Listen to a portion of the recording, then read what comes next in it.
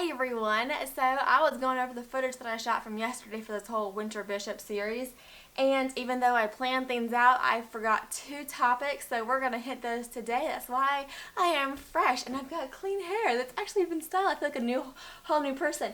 Anywho, so the first topic we're going to talk about is the pleating ratio, and this is something I've touched on my channel before, but we're going to hit her again because the fabric that we used, that's been used for this Winter Bishop, it's on the thicker side. I wouldn't call it thick, it's just like a medium weight fabric. Now, most of the time when you do bishops, like those patterns are built for batiste or broadcloth or things like that, which are a little bit thinner. And all these little tiny pleats, it really does add up over the course of a bishop. Hold on. Anyhow. We've now gained a helper. So it really does add up over the course of a bishop. So what I did is I took a little bit of a sample. This is, in my opinion, the best way to figure out what the pleating ratio should be and kind of how that fabric is going to behave when it's pleating, is take a sample of that fabric. So that's what I did. I took a sample of it, pleated her up, and just sort of saw how, so 10 inches, and I squished it down to like 2 inches. 2.5, 3 inches, 4 inches, and just saw how the pleats looked. This is going to be the pleating ratio. It's two things, right? Two factors. It's one, what fabric that you're using, but it's also two, your personal preference and what you're going after. So I prefer to have pleats that are a little bit on the more spaced out side. Can we not? Thank you. How about you hold this? A little bit on the spaced out side.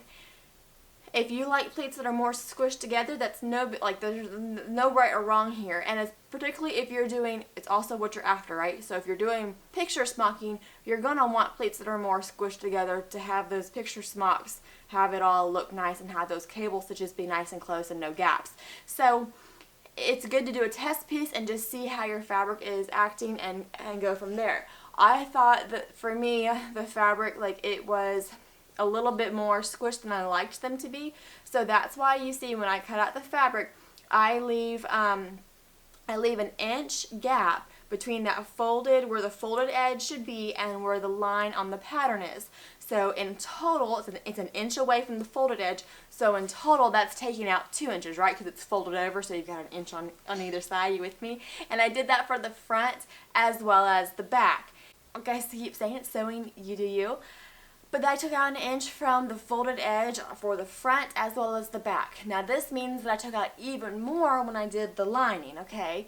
So when I did the lining, I didn't want it to be, I didn't want it to add any bulk, so I took out like a good 2.5 to 3 inches from the folded edge, which would be like a good 5 or 6 inches. Do you mind? You say hi to everybody, they can't see your little head.